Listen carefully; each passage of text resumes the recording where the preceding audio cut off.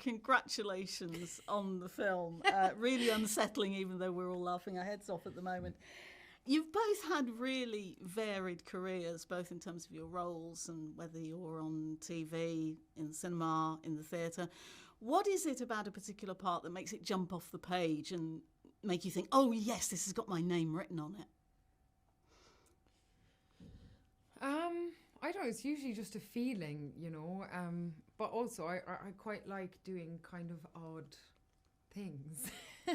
I like the weirdos, I like the people who are kind of brave enough to look at the world slightly differently, and it makes you look at the world slightly differently. And when you get scripts which kind of do that, that's always exciting. You feel challenged by it. And also, you want to go and work with people that you love working with, and that you're going to have a good time ultimately, and that you're going to work hard and feel like you can kind of be a team. So all those things, really. And I don't think there is a great part that doesn't exist within a great script.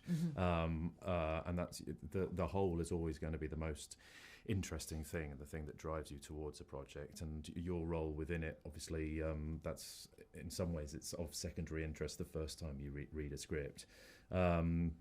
And obviously this one was being attracted to a lot of roles. And yeah, there was obviously, my interest was piqued by being asked to do all of that. But at the same time, I knew that it had a purpose and a seriousness of purpose within the themes of the film, that was the wider thing that I was interested in.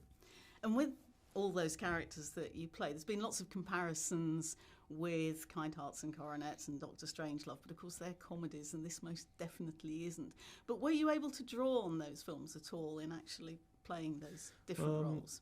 I was really keen to make each character distinct, but equally each character to exist credibly within this world.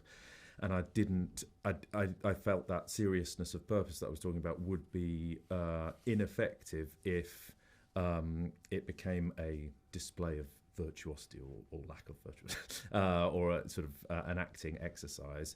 So I sort of treated each character as just a single job, as I would on any other job. It's just that, I had to do a lot of them at the same time. But each one I sort of tried to see where it sat within me and explore their backstory, and wrote biographies of them all, as I would sort of do on any job. But I guess there were just a few more plates to spin on this one. Now, you're both just back from Cannes, where the film had a screening. Is that the first time you've seen it with an audience? We didn't actually watch it in Cannes, but we watched it in New York when it had its first screening a few weeks ago. And that's a kind of totally different experience. And actually there is a lot of comedy in this as well, so I think it was quite a surprising experience to hear an audience come to a kind of horror or sense of horror kind of film, and actually also to hear laughter within that. That was really enjoyable, and also it's quite enjoyable watching people squirm a little bit. And also, only a little bit. Also, we the process of making this film was largely, obviously, not exclusively, but through rehearsals and then through the filming of it, and even afterwards, it's largely been Alex, Jessie, and myself, sort of this sort of little triangle that we created within the pre-production, and you do realise. It's funny to think that other people, that it chimes with other people, or other people find what you find funny, because I think we'd sort of just convinced ourselves that we were just a little bunch of weirdos. Yeah. So it was also the first time being in an audience who presumably knew nothing about it, didn't even know that necessarily I was playing all the different parts, and that being probably the only time that would happen before, yes, things begin to leak out. Yeah. Jessie, a few years ago, and I know that you said at the time that you weren't wholly serious in saying this, but you did actually say that you thought you might make a rather good James Bond. Oh, right.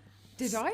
Yes, that was an awful idea. That was a few years ago, but here you are, sat next to a Bond regular. To James Bond. James Bond himself.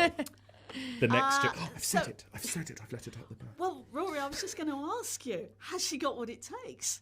Have I got what it takes? No, she's got what it takes. Well, she's got the initials, so... That's true. That's all you need. Yeah. That's probably the best answer I could hope for, guys. Thank you very much. I was pretty pleased with it myself.